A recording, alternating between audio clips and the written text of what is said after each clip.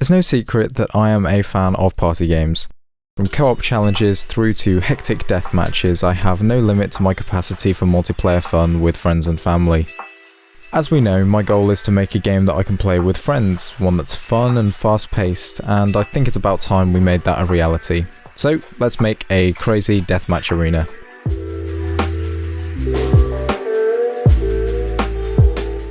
Okay, before we begin, I know a lot of you will probably be wondering about Ekko, my roguelike tower climbing game. If you are new to the channel, or if you aren't really interested in knowing any explanation about why I'm not working on that right now, feel free to click the timestamp in the description to skip forward to where the devlog starts.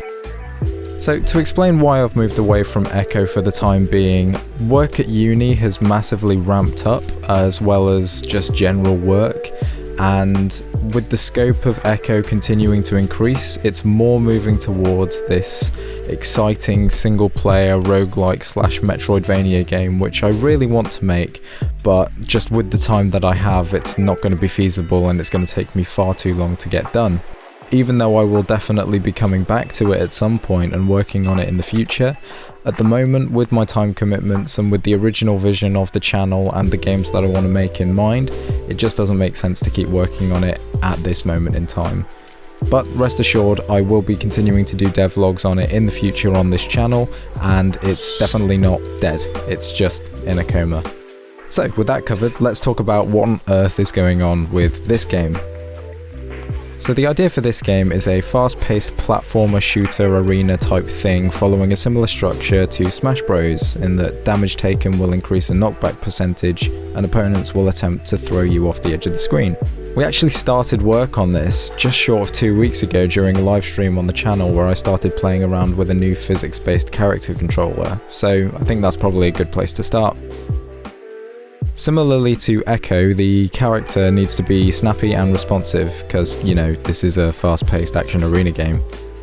I already knew that I wanted to go with a minimalistic square art style that was reminiscent of something along the lines of Thomas Was Alone in some respects, so for animations I figured a physics-based approach would spice things up a fair amount. The controller is predominantly based around Unity's 2D rigid body, and there's a lot of physics handled there for me. It was pretty easy to get the basic kind of feel that I wanted going for me, and this is where we ended up getting to by the time I was done with that. After this, I needed something nicer to look at, so I spruced up the background a bit, added in some particles for jumping and landing, and things are looking almost bang on with the image that I originally had in my head. Epic.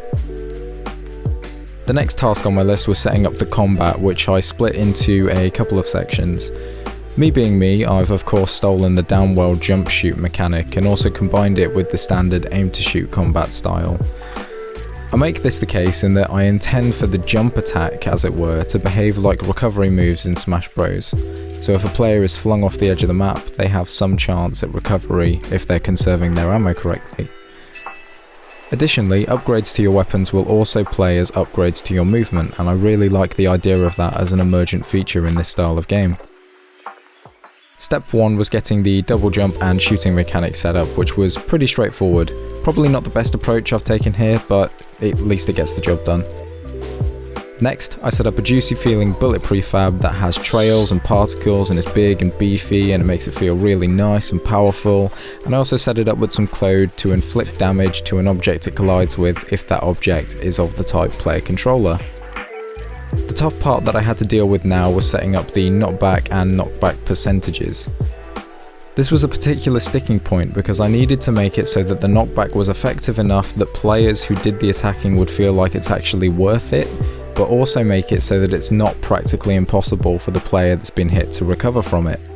This did take me quite a while to get right, and a lot of sleeping and writing ideas before I finally settled on the approach which I've gone for. The approach I've taken alters the smoothing time on the X velocity when the player is in a knocked back state, simply making it longer based on what the knockback percentage is and how far they've been knocked back. There's a counter in here as well, which simply sets the knocked back boolean to false when the counter is complete. So this is awesome. We're looking pretty good if I do say so myself.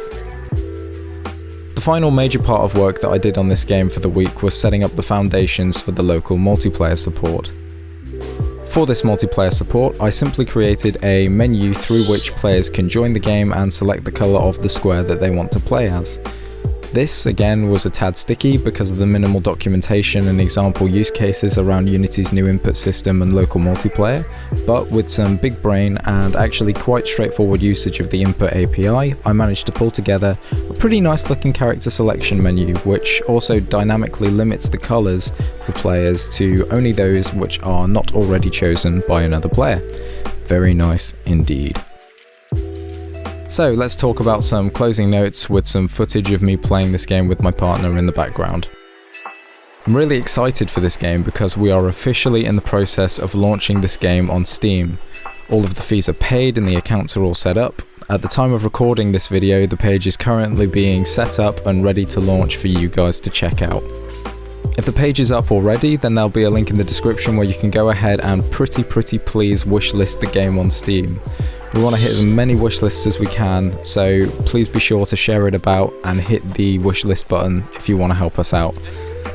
Additionally, if you want to hear daily updates on the game and to be in with a chance at getting involved in the testing, then please consider joining our Discord server where we talk frequently about our projects, your guys' projects, and we also host some game nights with you close supporters.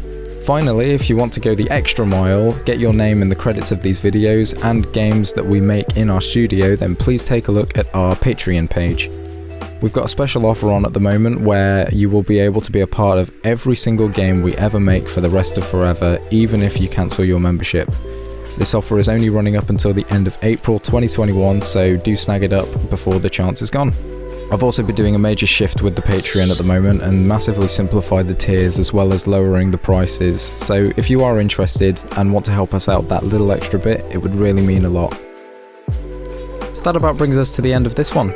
I want to thank you guys for watching, and I want to give a big shout out to Webhead, Joseph Durr, Warped Dev and Wandering Pixel for their continued support and interaction in the live streams and in the Discord server despite my regular absences from the platform over the past month or so.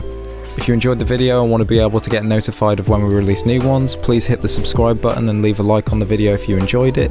If you didn't, leave a dislike and let us know why in the comments. Until next one, cheers guys.